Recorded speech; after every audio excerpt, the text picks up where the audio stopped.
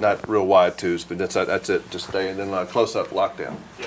I think sometimes people don't know how that Nashville's actually a real city. You know, they always think of it as like a, you know, big, little country town. We're getting the Houston Oilers now. We're robbing other cities now. I know. Okay. Okay. Could you just have, Yeah, could you sit back on this one? Okay, Ah. we're going to speed, Jim. Anytime you want to start. All right, just between us guys, no one's watching this anyway. Okay, good.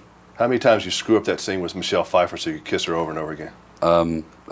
20, 30 times, I think. It was the first day of shooting. We had to shoot that scene. It really was. They started out with that one, huh? Yeah, why not?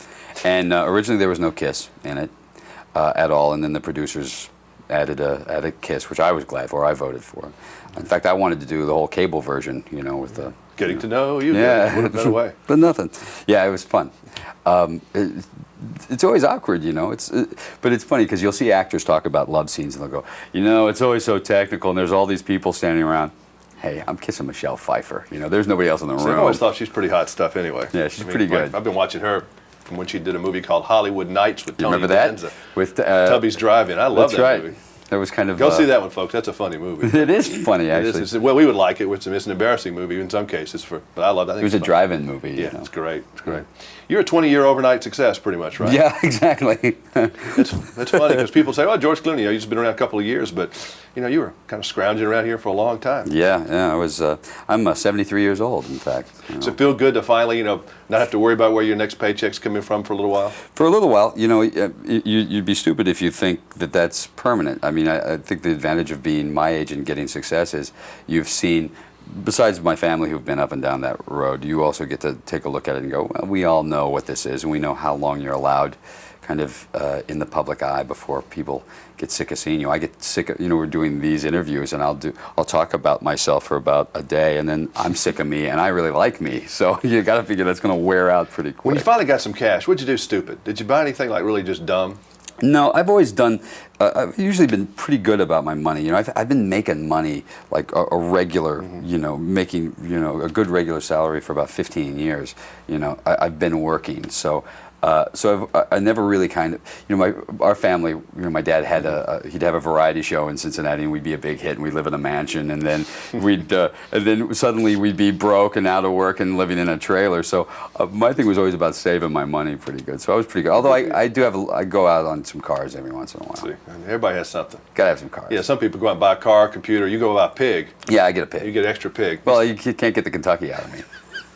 I call it my earthquake survival kit. You still have your pig? Yeah, I've had it for 9 years. What is this thing? Is it one of those Vietnamese? Potbelly pigs, yeah. What do they do? I mean, do they come to you when you come home at night? That's a little personal. Bring I'm you not the allowed paper? to answer that question. I tell you the truth, but yeah. I always knew that. They bring my slippers. You know, you know, I got him when he was just a tiny, tiny little thing, and they said they're miniature, and of course that was the problem. Is you think that they're going to stay, they're miniature compared to a prize-winning hog, you know, but huge thing. He's 160 pounds. So What's his name? Max. Max. Does he watch television? Does he watch ER? I make him. Yeah, I come home and quiz him on it. Or does he watch the tabloid shows? Right? Yeah, he watches hard You know, copy. my boss, he's the sexiest man on television.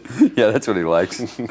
That must be really weird, I'm telling you. I mean, do you ever get, right, so you're at home, you ever start screaming out for craft services or something like that? Yeah, exactly. Do you ever get hooked up? I mean, you really kind of, it'd be easy to get the big head now, really. It really would be. Oh, yeah, you know, it would be, I think, if for a couple of things, if my family, if like my Aunt Rosemary hadn't been famous and then not, you know, Rosemary was the biggest hit in the world in 1950, and by 1955 she wasn't. She didn't get to be less of a singer along those 5 years. In fact, she got better. Things change. She at that point didn't handle it very well, she says. You know, the legacy that I get from that is I get to learn that this has very little to do with you, and to really enjoy every bit of this, and also understand that, you know, it'll go away. And to know who your friends are. Mm-hmm. You know, Well, because you a lot gotta of people keep just them. want to be around you now because you're famous, and you have to kind of separate that, don't you? You can see, if you have any sense of people at all, you can see that, you know, coming a mile away, because, you know, most people have the same friends they've had for a long period of time, and you know, you don't bail out on them, and you just, charge them every once in a while, make them pay you.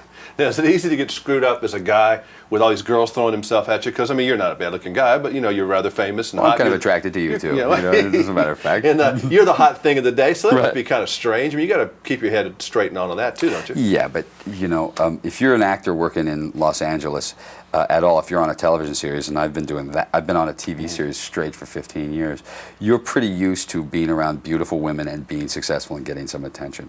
So that's all a little old news for me. I've been down that road for a long time. Just tell Max hello for me. I will. Nice seeing you. Hey, nice seeing you. When you go back?